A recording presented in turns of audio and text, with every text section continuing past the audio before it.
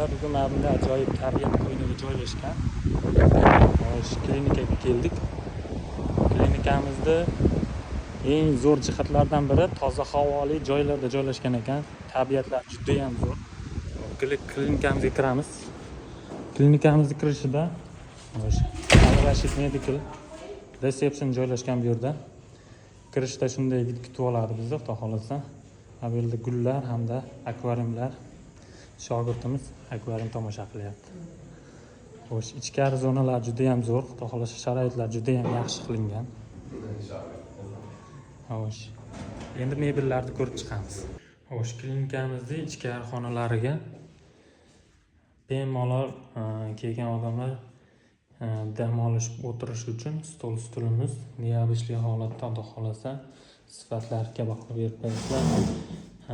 O'tirganda bemalol komfort holatda beradi hamda eng baquvvat ishlarimizdan har bitta xonaga ikkitadan divan, tumbichkalari bilan kiyim shkaflari tayyorlab berganmiz. Divanimiz ham matraslari eng yaxshidan, divanimiz to'liq bukultka egalarida yig'ilgan. Sifatlar juda ham yaxshi, xudo xolasa uzoq yillar xizmat qilib beradi. Общий klinikamizda o'zi sharoitlar juda ham zo'r. Bu yerda mana sanuzillarning ko'rsatib ketaman.